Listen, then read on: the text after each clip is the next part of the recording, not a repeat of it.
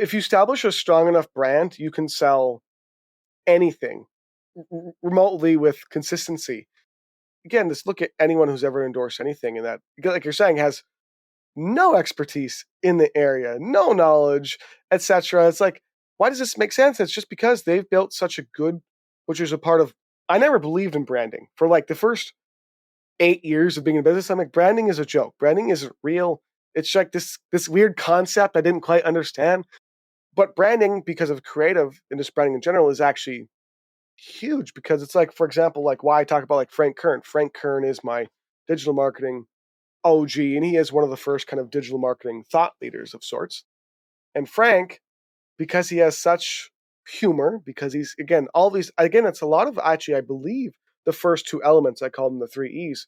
He's so entertaining, and his content is so good and educating, his training and everything he talks about, that because he follows these two factors, you naturally want to follow the third and be enticed and buy from him. Hey, creative. Are you ready to discuss profits, the money, the ways to make it happen? The Profitable Creative Podcast is for you, the creative, how you define it. Videographers, photographers, entrepreneurs, marketing agencies, you get it. CEO of Core Group and author Christian Brim interviews industry experts, creative entrepreneurs, and professionals alike who strive to be creative and make money at the same time. Sound like you? Tune in now. It's time for profit. Welcome to another episode of The Profitable Creative, the only place on the interwebs where you will learn how to turn your passion into profit. I am your host, Christian Brim.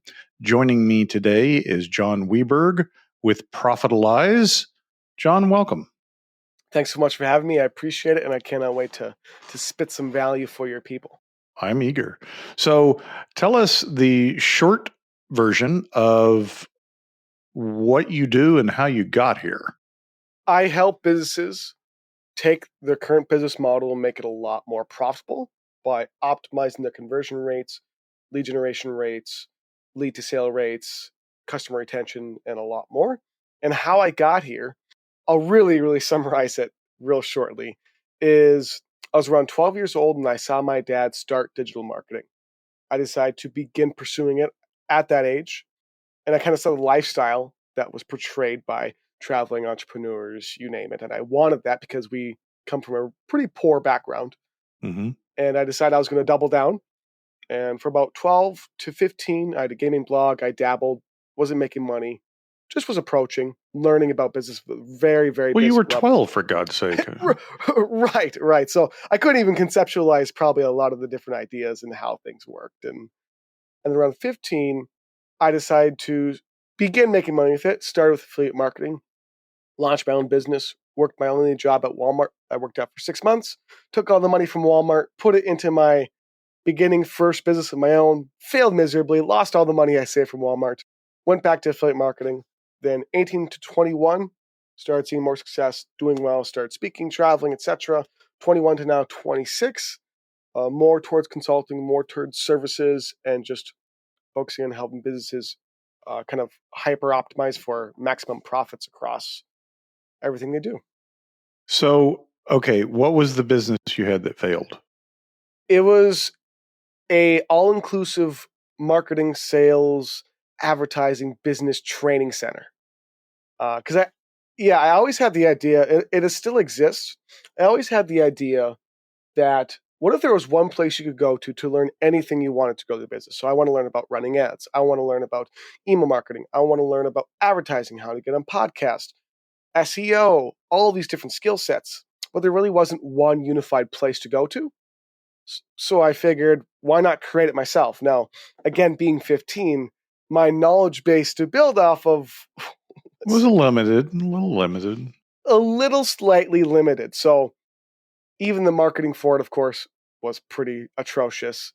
The education was not bad for the time. It wasn't bad for the time yet, but yeah, I just didn't know enough about how to generate leads, how to build a proper sales process, how to follow up enough, and it just didn't do good for a variety of those reasons. Well, you again, you can be forgiven because you were 15. I think that's awesome that you started that journey so early. And you mentioned your dad. One of the questions I like to ask creative entrepreneurs is, what did you learn about money growing up? What did I learn about money? Well, one, what I learned originally is that it's very scarce. It's very hard to make. It's very difficult to keep. You know, it was something that my parents argued about 24/7. At one point, our family lived in someone else's basement in welfare apartment. So I was unplugging nightlights because I'm like, oh, if it saves them just a little bit less money, or more money, they'll stop. They'll stop arguing and whatever else. Yeah, it was rough, but I also learned that if you work hard, you can have a very successful business, very successful life, and accrue money very freely. So my parents, my dad worked 3 jobs, my mom worked 2 jobs, and they worked their asses off to get us out of that situation that we were in. So I did learn to work hard, to work smart, and to always strive to make as much as you can. Did any of those financial habits translate into your business when you started? I think definitely being very being very careful and cautious with how you spend it.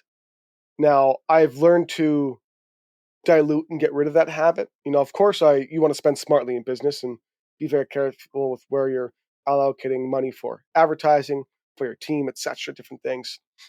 But I think it's still in me a bit, Yeah. just because also as well from hiring different agencies, working with different people throughout the years, I've learned that there's less people than I thought who are really, really, truly great at what they do. And if you're going to hire someone, you really do want to find the best of the best and not be afraid to spend the extra money to get the best of the best, because otherwise your money's going to be wasted with someone who can't actually get you the results you're looking for. I mean, recently this is probably about 2 years now, we learned a $60,000 mistake, we call it, because we hired 2 SEO agencies. Because over the years, we've run paid ads, we've done organic, we've done a variety of different things to generate leads, but we never dabbled with SEO. And we knew that SEO, if done right, can create a limitless free stream of leads and customers permanently.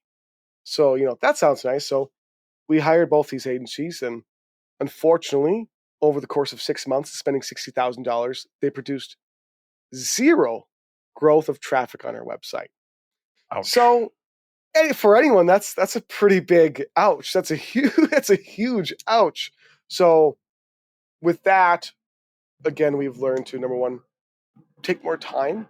I think it's more important to take more time and really research where your money's being spent with who, and really, really spending time seeing if they are really of the quality they claim they are.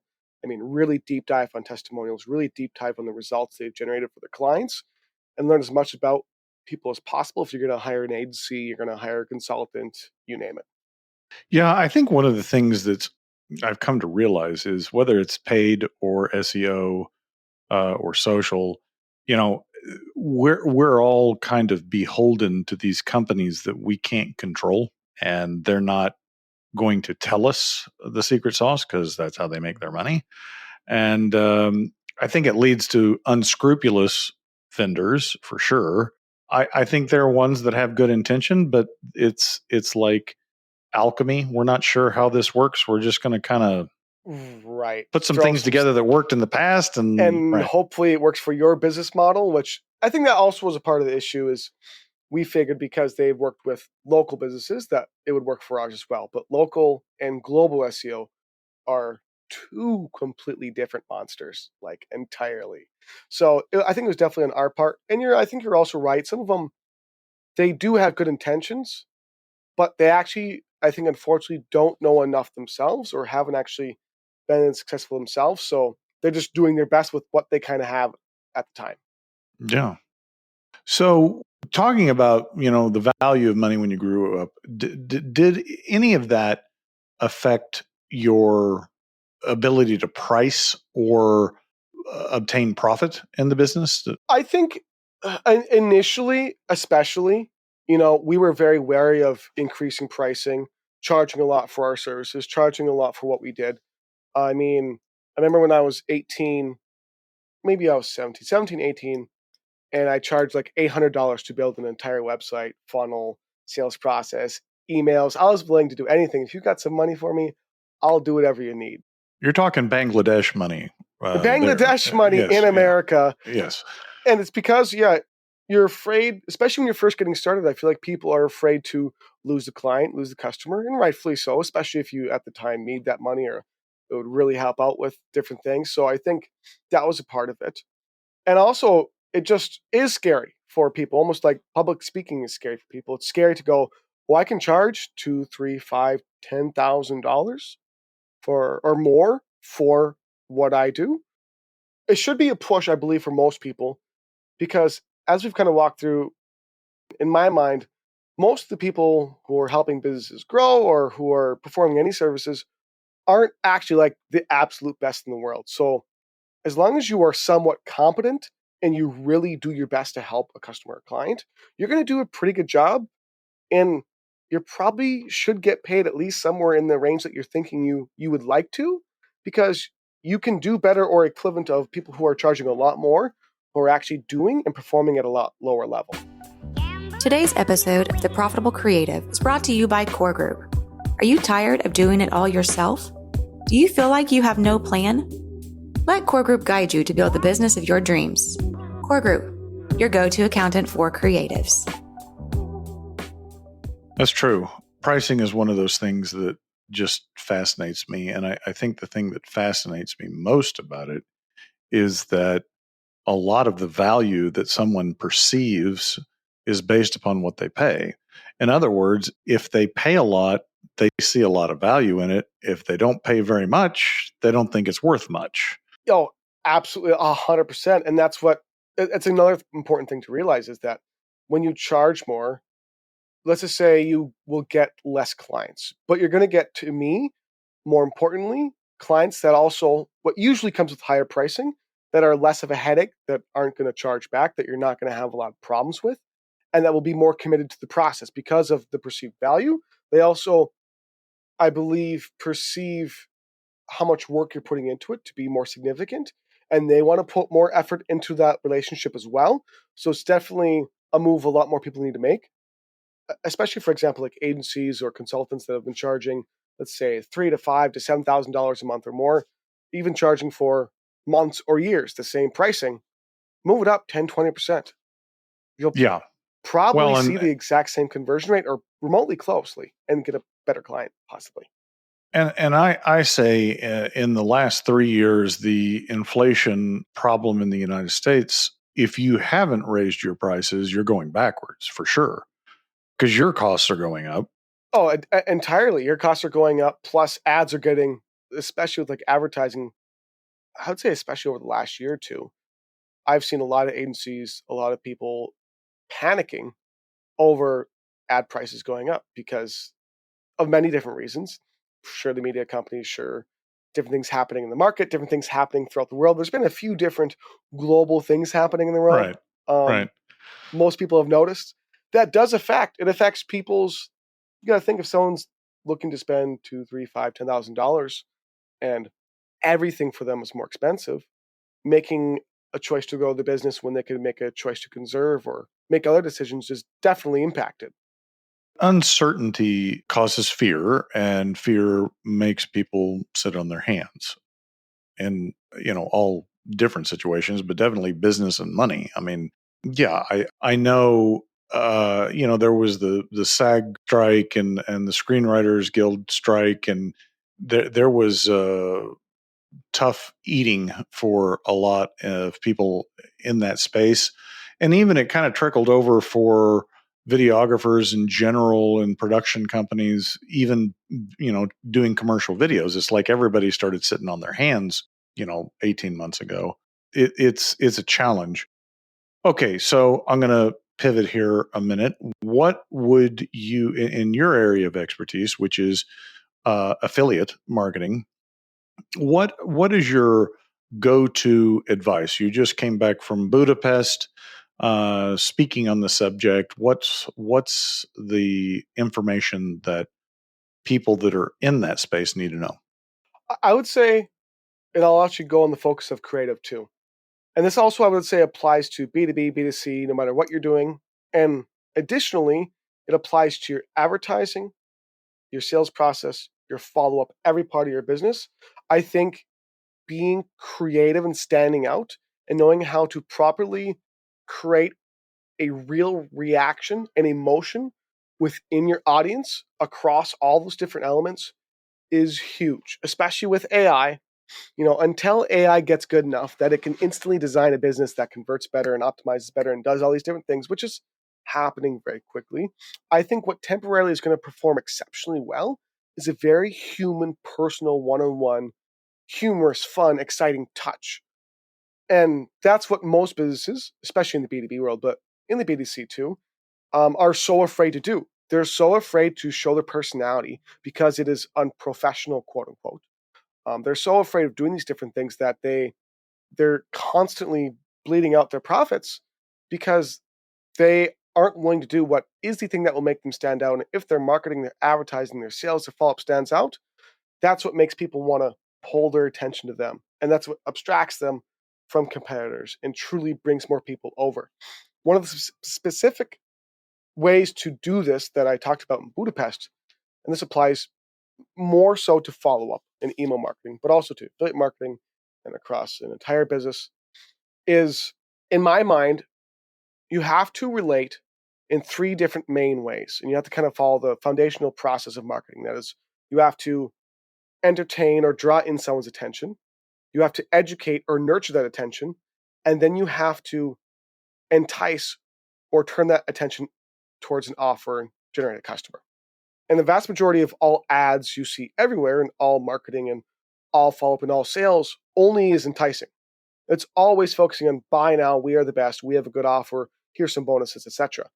And you're skipping the process of these 2 first ones, even though these are the most important because they are what bring the most amount of people in and build the relationship that allows people to become long-term buyers over time.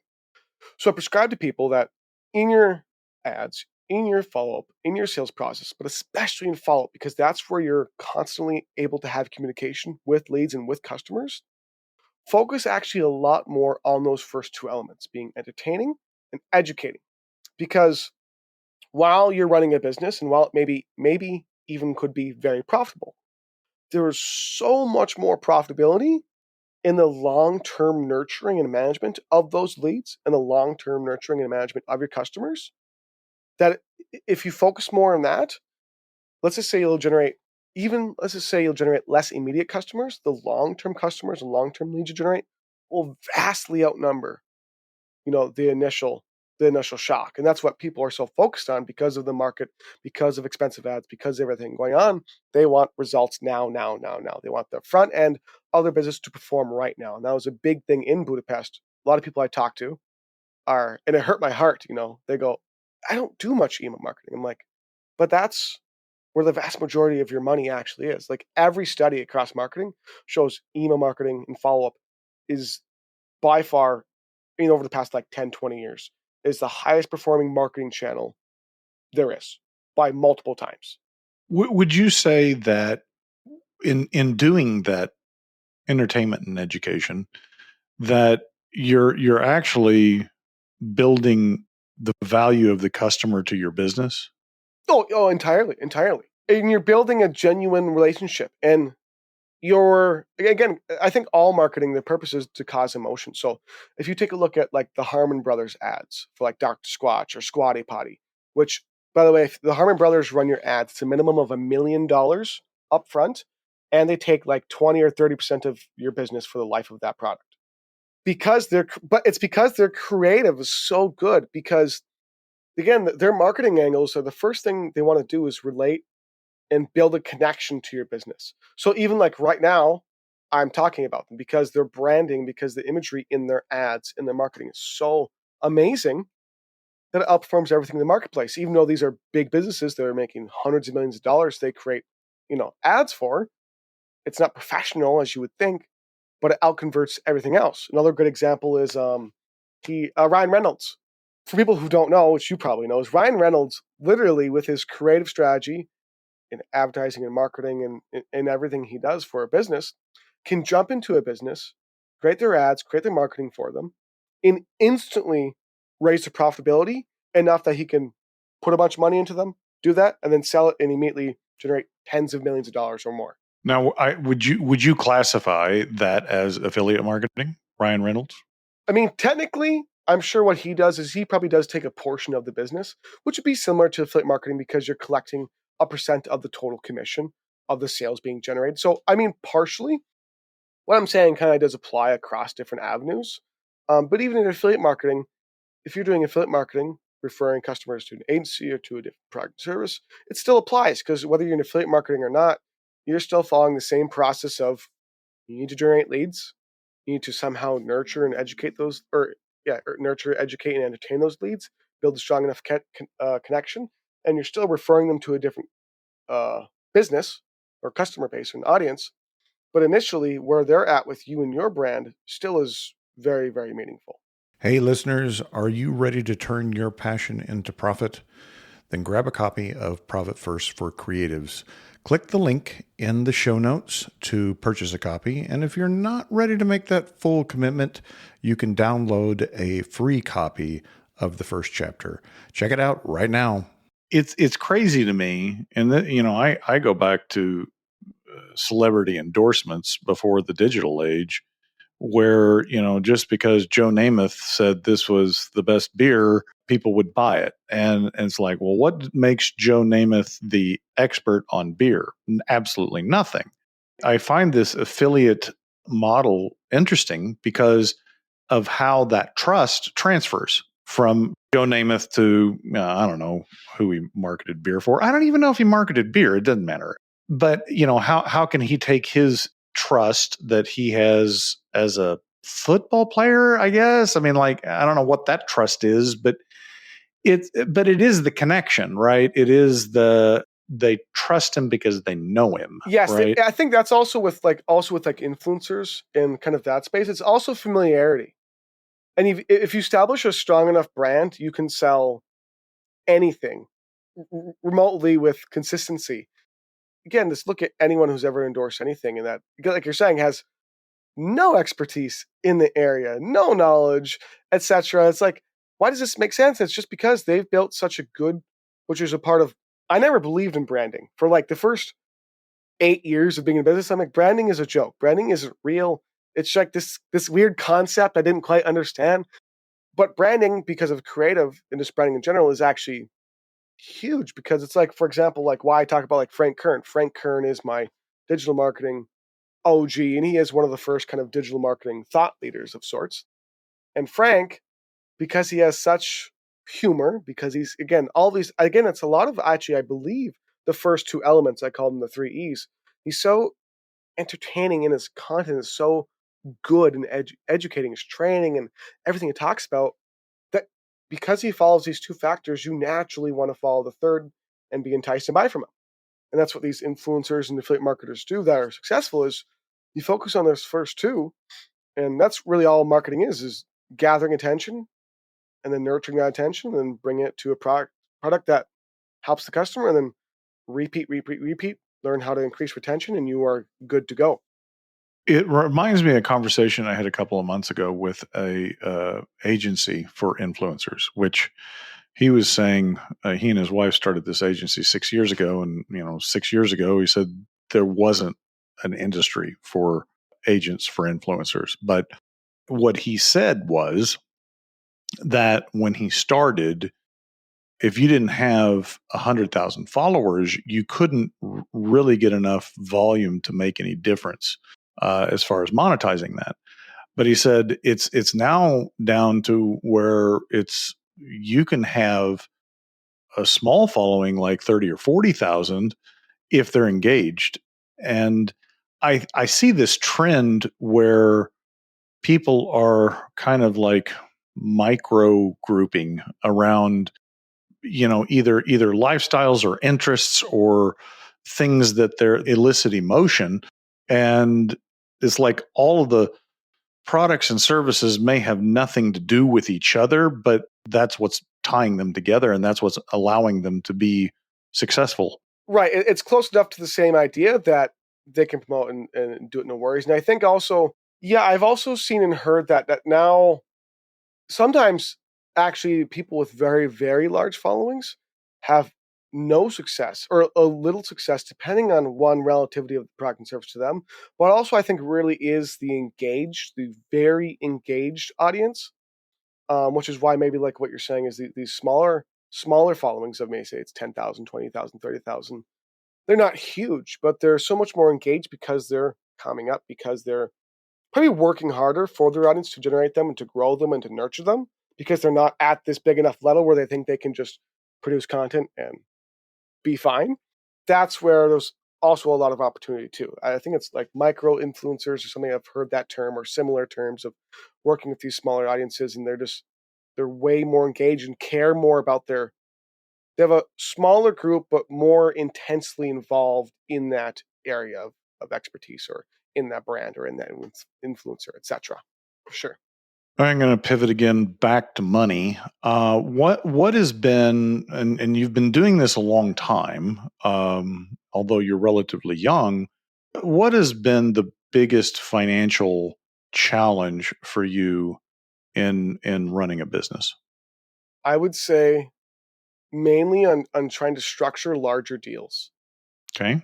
And so pricing larger deals? Pricing, I would say pricing larger deals has been difficult, because depending on the company size, it's hard to gauge how much percent, I think mainly percent, of a deal you should charge. So say for example, there is a SaaS tool, like an email marketing service, like an autoresponder. And I've done this before, and I've reached out and said, hey, I would love to design a course for your service that you offer internally as your own product. Because a lot of agencies, for example, have their main service, and then they have nothing to downsell or resell. They just keep bringing back people to their main service, and they're missing out on 50 to 70% of the customers who would probably buy a course that wouldn't be their service, but that taught them the same things they could run for themselves on their own.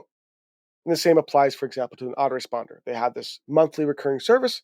Obviously, that's amazing, but they're missing out on more profitability by offering something else in-house that they could structure for their audience that they'd still want, that could even still bring people back to their service.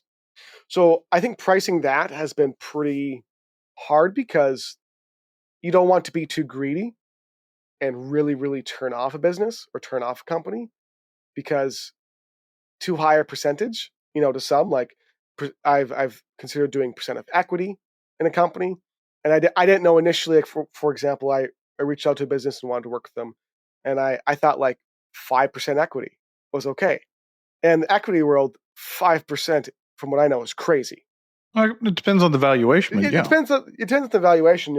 For some that are big enough, they're more like 1%, 2%, 3%, kind of is like a max for, depending on how you're involved with the company. So that was kind of a big mistake, is not spending enough time actually learning how to structure bigger deals. And I'm still kind of, I think, learning that over time. And then also partnerships, for example, with like a SaaS company, with the agency, figuring out what percentage do I do of lifetime customers who buy this offer. Do I do, you pay me $50,000 or $100,000 up front, and then you collect 100% of it? Or do I do 25,000 or 10,000 up front, and then maybe I get 20% and you guys get 80%?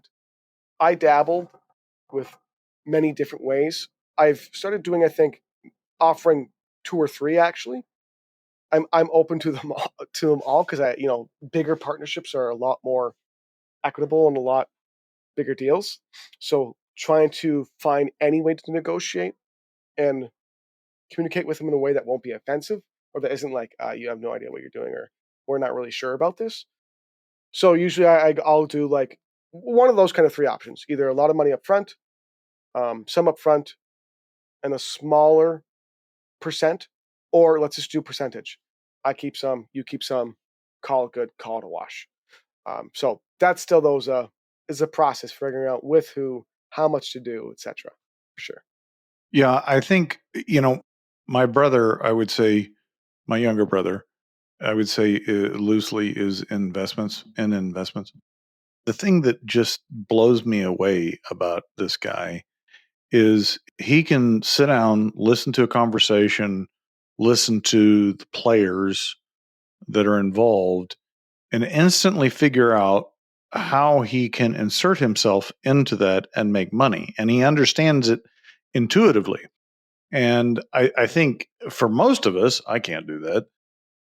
It's important to really understand the economics of everything's going on and the risk of both parties. So, in your three pricing option there, one of the really what you're doing with those three options is assuming you are assuming different levels of risk, right? So getting my money up front and no residual is no risk versus I'm not going to get any money up front and I'm just going to get paid residual is all the risk. And I think I've seen that go bad because people don't really understand the risk and they haven't analyzed that through to say, okay, what am I really risking here? And is the juice worth the squeeze? Am I getting compensated for that risk? Right. Right. Entirely. And I advise people who are going into this kind of avenue, contracts for big deals, necessary. Absolutely. I recently made a big mistake. There was a very large affiliate network, one of the most successful in my space. We did not sign a contract. It was all this verbal, and you think you cannot operate on that at all. So time comes for launch. I build everything out. We're good to go. I think on my end, it's perfect. This is going to be a great deal for both. On their end, deafening silence. And I went, I knew. And it's always like, I know I should do this, but it feels, no. Big deals, especially partnerships and different things, don't play around. You need a contract, a very defined, exact, no wiggle room, very fair. Fair is good. Fair contract specifying exactly who's going to get what, how it's going to work, if they're going to promo, if you're going to promo, etc. I think that was also one of my learning curves for a recent almost partnership, for sure. Absolutely, because yeah, nobody likes lawyers until you need them, right? But you go through one or two of those deals where you get sideways and you learn your lesson for sure. Yeah, 100%. Right away, because you go, well, if I would have just spent a little more time and a little more money, we could have not had this entire thing fall apart. And I see way too many people trying to do it themselves. I'm like, do not try to do contracts yourself. Pay the money, hire an attorney. Yes, especially because the fine tune of the language, I've read through and I've made some, and I've looked at very specifically. A change of one or two words could change. I mean, truly a lot. Yeah. I will give this advice. My experience is because I deal with a lot of attorneys with my clients, and they always want to go to the attorney first. And I'm like, let's get some of these big questions answered, because attorneys just by default are going to want to talk about all the options and all the different ways you could do it. And it's a hell of a lot cheaper if you've already come up with a deal structure that you think you want, right? You've laid out kind of a full thought out proposal, and you've agreed at least on most of what you think's going to work for both parties. Right. And then the attorney, then they can poke holes in your ideas. Well, you think that's going to work that way, but it's not. That's fine. That's what they're there for. But if you go in and don't really have an idea of how you want to structure it, and you're going to end up spending a lot more money than you need to. Yeah. So people don't do that. You will lose your shirt every time. So John, how do we find you? You can find me on number one, YouTube. So youtube.com/@ John Weberg. No H, just JONWEBERG. Also, if you want to start or grow your business at maximum profitability, go to Profit-a-lize.com. And other than that, just kind of watch this podcast again, read it over, listen to it again, and any of my content on Facebook, on Instagram, look me up, you'll find me. I would say as well, look at different podcasts. Listen to my other podcasts. Listen to them and learn, get nurtured as much as possible. learn as much as possible. And then only if you think I'm good stuff, consider working with me. Perfect. John, thank you very much for your time today. I appreciate it. Listeners, if you like what you've heard, please subscribe. Please rate the show. If you don't like what you've heard, send us a message and let us know what you'd like to change. Until then, ta-ta for now. And that's a wrap for today's episode of The Profitable Creative. Until next time, you money lovers. And don't forget, Profit First for Creatives is live via Amazon. Link below.